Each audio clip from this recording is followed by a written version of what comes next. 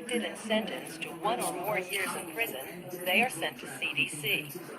After induction, they are assigned a security level, 1 through 4, with 4 being maximum security and 1 being minimum security.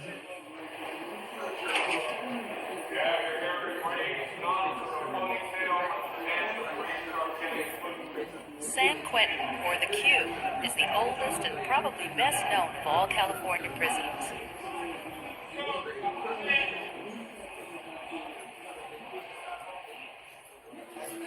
Death row and the gas chamber are here. More than 260 condemned prisoners live here, awaiting the outcome of their appeals. About 4,000 other level 1 through 4 inmates populate San Quentin. It's appropriate to start here in our tour of CDC because San Quentin was the first prison. Let's go back in time, back to 1852, when the land I'm standing on was a barren shore. California's first prison was a ship, the Wabash, anchored off Point Quentin. During the day, inmates labored to construct the main prison. At night, they were locked in the hold of the old ship. Construction on the state's second prison at Folsom began in 1858. It was made from granite quarried in the Folsom area by inmate labor. In 1880, 22 years after construction began, Folsom Prison opened. Today, both old and new Folsom house close to 7,000 level 1 through 4 inmates. Until 1944, each prison was under the separate management of a warden with no overall policy direction or centralized administration. In 1944, the legislature convened a special session and created the California Department of Corrections.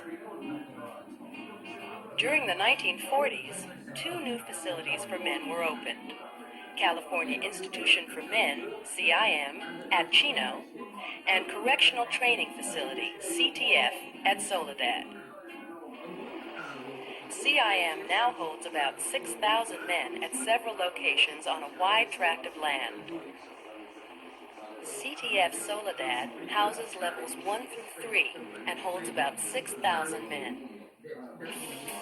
Prison expansion continued into the 1950s with the completion of Dual Vocational Institution, DVI, at Tracy, California Men's Colony, CMC, at San Luis Obispo, California Correctional Institution, CCI, at Tehachapi, and California Medical Facility, CMF, at Vacaville. An important point to know is that the names given to these institutions when they were constructed reflect only part of their mission today. For example, Dual Vocational Institution, DVI, at Tracy, with about 3,000 men, offers vocational training, as do all institutions. But about half the facility now acts as a reception center to process incoming inmates. CMF, with more than 7,000 inmates, has a hospital and psychiatric ward, but so do other institutions. Like all the others, both DVI and CMF house a large number of general population inmates. California Men's Colony is home to around 6,000 men. A licensed hospital is located here, along with 1 complete wing for psychiatric cases. California Correctional Institution has about 5,000 men from levels 1 through 4. SMSC, or Southern Maximum Security Complex, was built here in 1985. Also known as Supermax, it contains some of the worst offenders in the state. In 1952, after the old women's prison at Tehachapi was damaged by an earthquake, a new women's prison opened at Frontera, the California Institution for Women, CIW. Today, it holds about 2,400 female prisoners. 3 facilities were constructed in the 1960s. These were the California Rehabilitation Center at Norco, CRC, California Correctional Center at Susanville, CCC, and Sierra Conservation Center at Jamestown, SCC. California Rehabilitation Center at Norco began as a drug and alcohol treatment center for civil addicts. Today, it still has a large number of these individuals, but it also houses over 2,500 felons. It is the only prison in California's system where both men and women are permanently housed. Approximately 1,000 women live atop the hill near the administration areas. About 4,000 men live at California Correctional Center at Susanville. Another 4,000 live at Sierra Conservation Center near Jamestown. These prisons were designed as training facilities for inmates who work at conservation camps throughout the state. That remains an important function.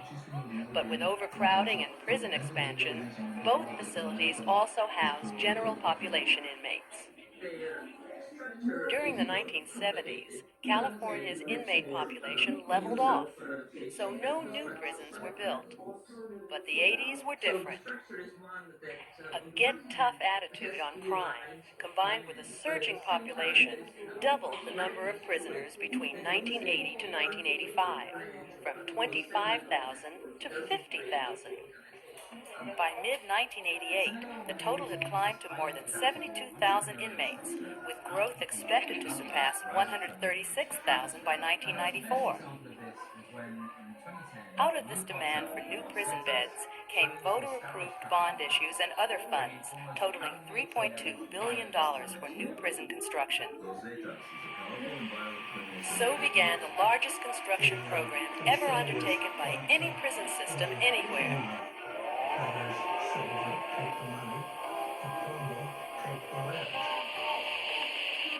The group was formed by soldiers who defected from the Mexican Army's elite airborne special forces.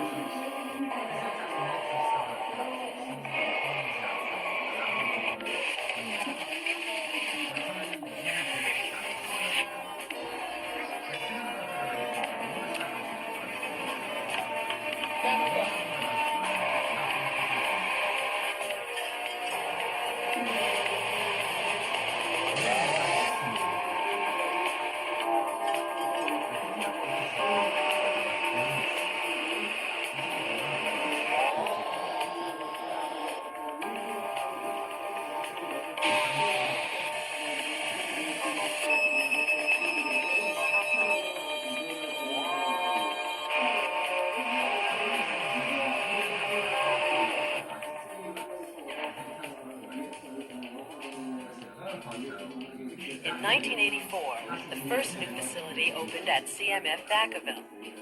This was followed by new medium and new maximum security prisons at Tehachapi. In addition, several other prisons gained new Level 3 housing areas: Sierra Conservation Center at Jamestown and California Correctional Center at Susanville. California Institution for Women added a new Security Housing Unit, or SHU, also known as SHU. Folsom State Prison gained a new 2,000-bed Level 4 facility. In 1987, 4 completely new prisons were opened. Avenal State Prison holds over 4,000 Level 2 inmates. Mule Creek State Prison at Ione has 2,700 mostly Level 3 inmates. The Richard J. Donovan Correctional Facility at Rock Mountain, RJD, near San Diego, has 4,000 inmates.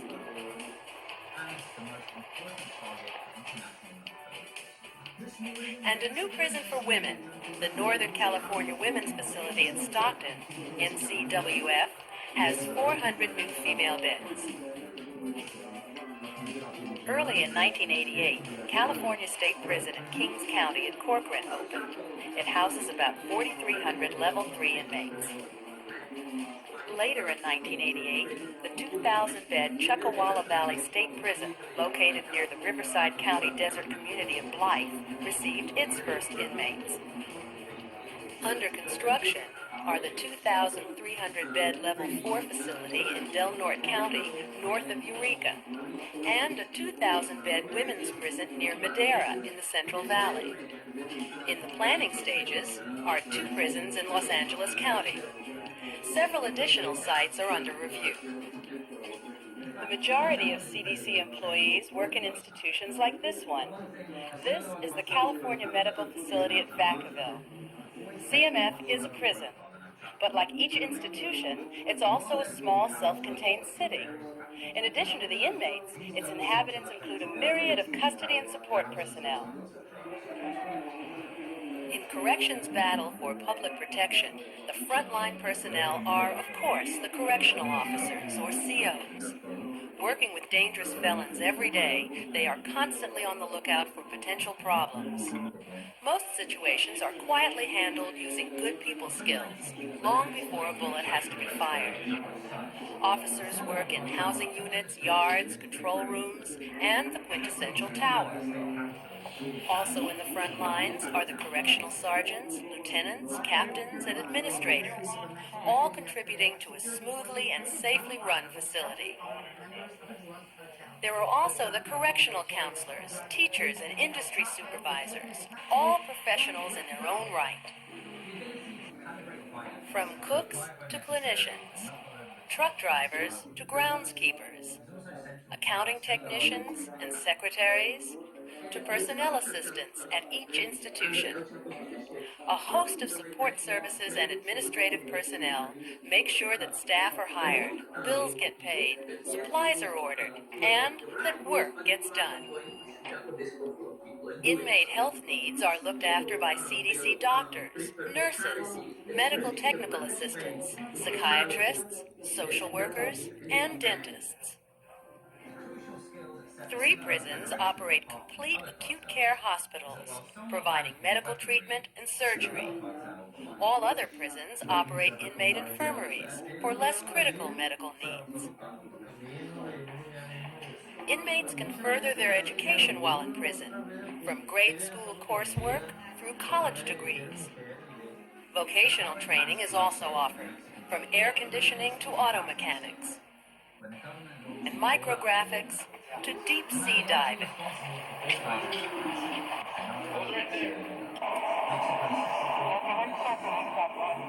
Like a city, each institution has factories and manufacturing facilities that produce products for internal and external consumption. That is the role of the Prison Industry Authority, or PIA, an agency separate from CDC but under control of the Youth and Adult Correctional Agency. PIA employs about 9,000 inmates in its various institutional factories statewide and has annual gross sales in excess of $100 million. Most people have heard of the license plate factory at Folsom Prison, but PIA is also furniture manufacturing, clothing manufacturing and sewing, flag production, metal fabrication, printing, precast concrete, and even optical lens grinding. PIA plays a vital role. It not only gives inmates meaningful work habits and pay, but it saves California taxpayers over $40 million a year. It is also a key element in eliminating the danger of prison idleness and prison violence. So the institutions are the biggest, most visible arm of corrections. Here's the organizational chart for the institutions division. Half the prison wardens and superintendents report to one assistant deputy director, and half to another. The third assistant deputy supervises all healthcare professionals. Headquarters staff are divided into functional units such as transportation, education work incentive, classification, and emergency operations. They provide support and direction to institution staff in these areas. One of the most unique programs in institutions is the conservation camp system. More than 3,000 inmates are housed in 38 conservation camps located throughout the state. The camps are run by CDC staff and by California Department of Forestry personnel.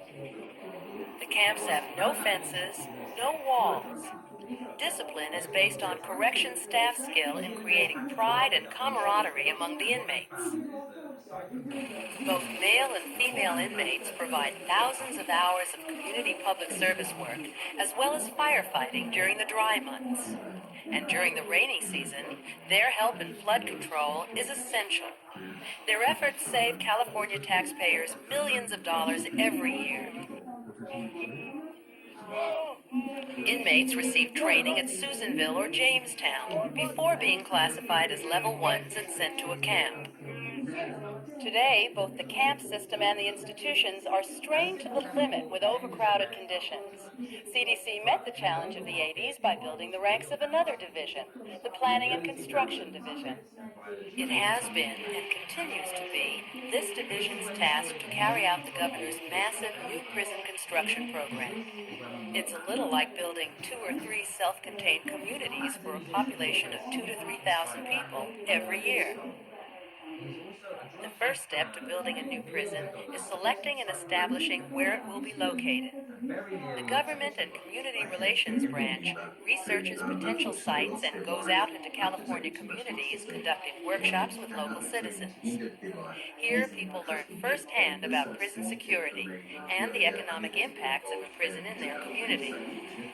After a site has been selected and the environmental studies are complete, the Design and Program Planning Branch assigns a new prison manager who oversees the prison's successful integration into the community. Design staff work with architectural and engineering firms to ensure that security, safety, and operational considerations are designed into their new facility. Next, the Construction Operations Branch assigns a project director and staff to oversee all aspects of the prison's construction. The staff of this branch form the partnership between CDC and private sector construction managers, architects, and engineers. In the Construction Support Branch, the many ways of funding the new prisons come into play. In addition to bond issues, this branch helps secure monies from the state general funds and special funding sources. The new prison construction projects are only part of this division. The existing facilities day labor branch manages construction and renovation at existing facilities. They also coordinate the use of inmate labor for renovation projects at existing institutions.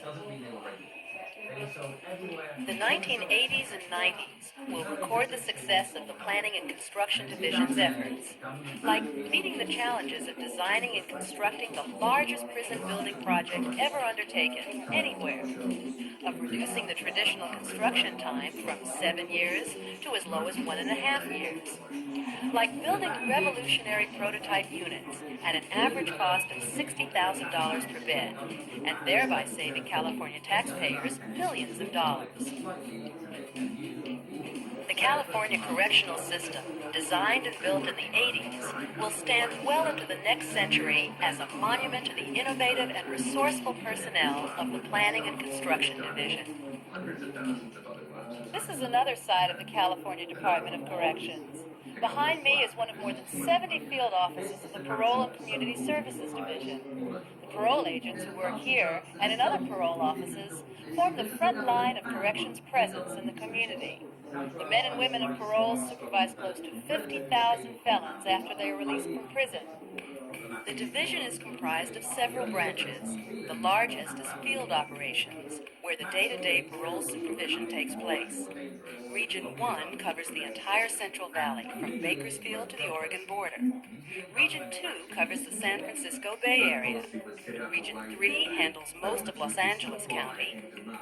And Region 4 encompasses the San Diego area up into the southeast portion of Los Angeles County. In each of these regions, the goals are the same: to provide public protection by successfully transitioning people from prison back into society. The parole agent's job is varied and challenging.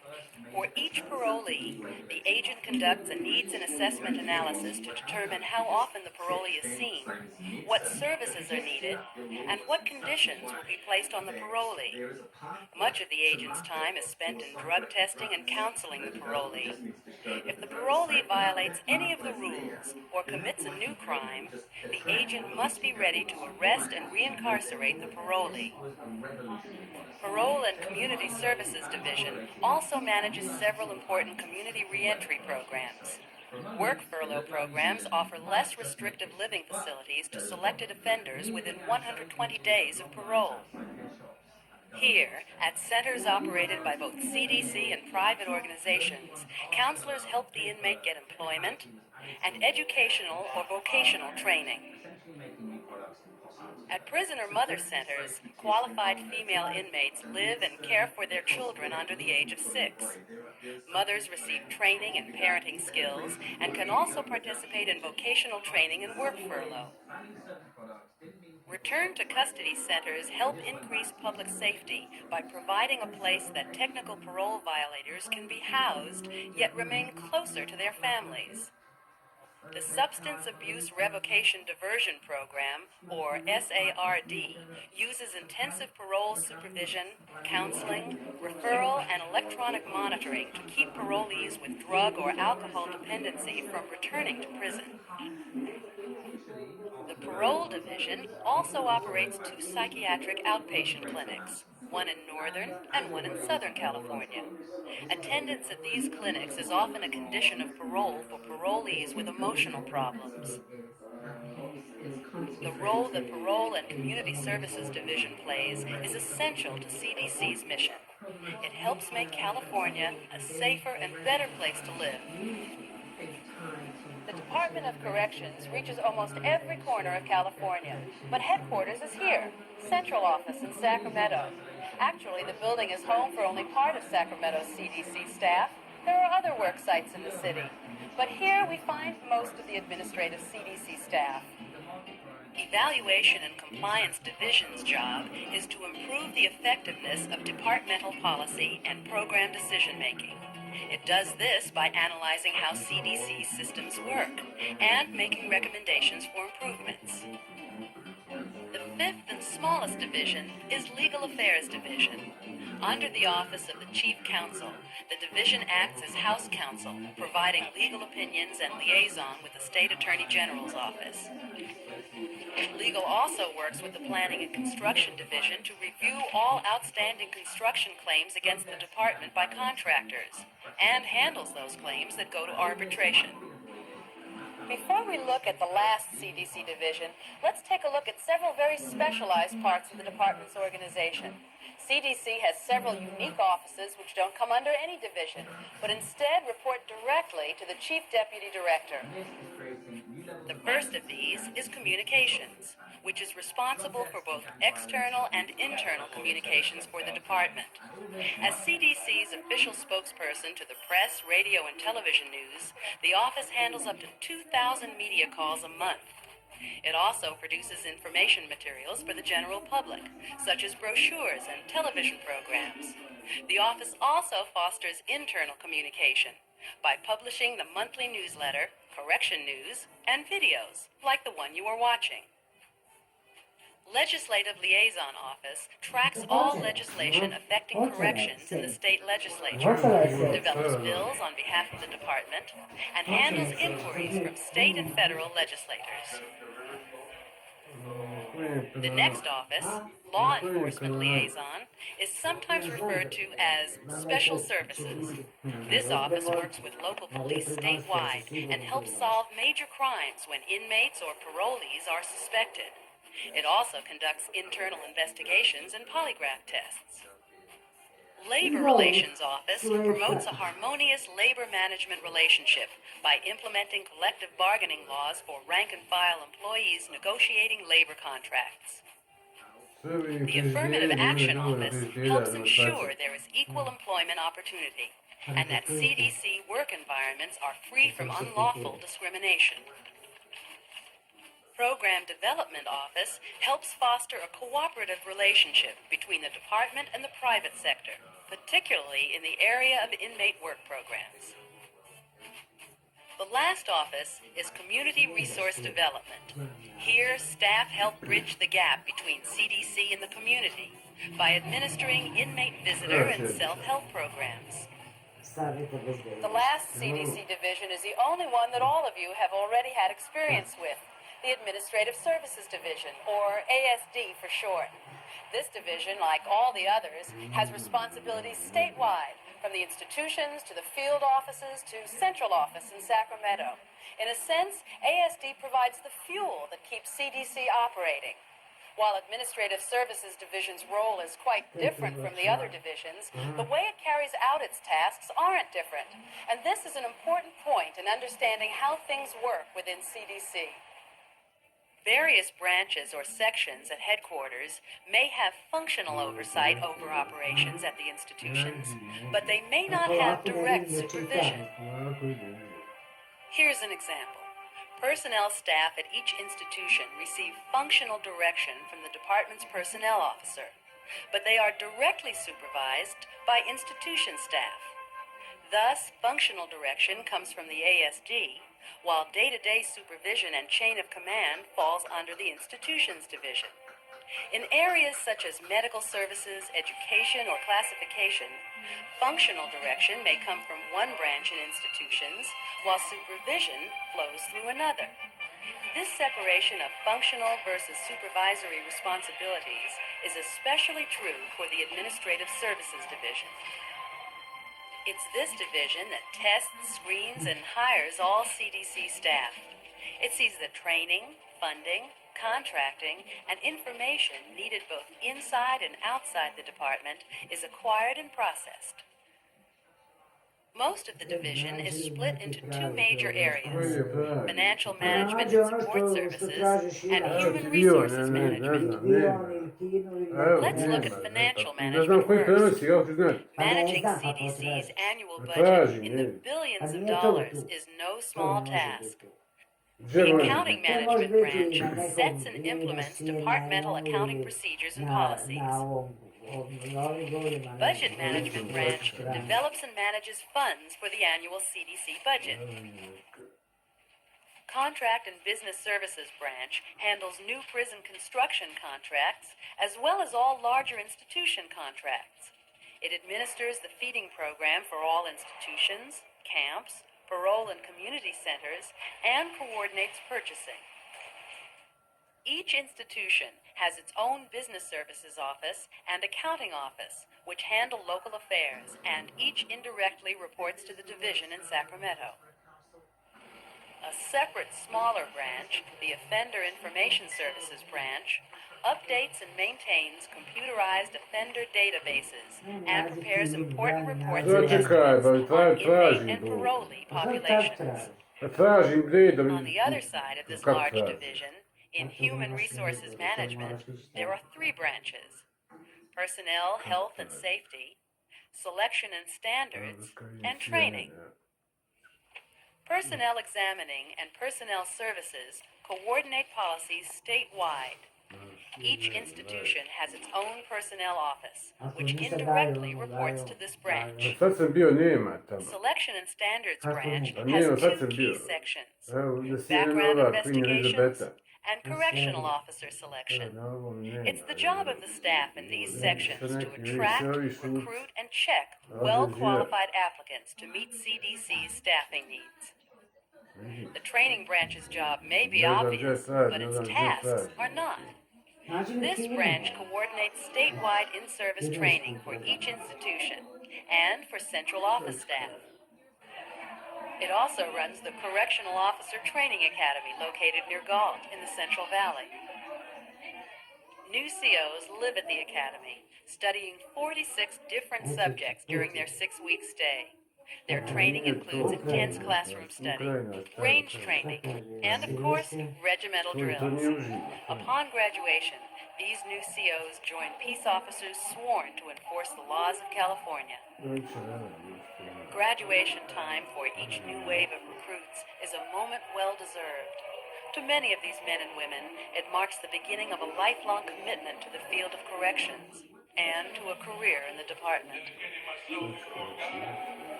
Well, we hope you've enjoyed your brief inside tour of the Department of Corrections, the largest state department in California. What you've seen here is only an overview. CDC is far too complex to discuss details in this television What presentation. secret? If you have What questions which have not been addressed on video, you may find more answers in this Mm-hmm. CDC's orientation brochure. If you don't have one, ask your supervisor for one. We hope you'll profit from this orientation and your trip inside California Corrections. 早く乗ってる方ってこれるでしょ。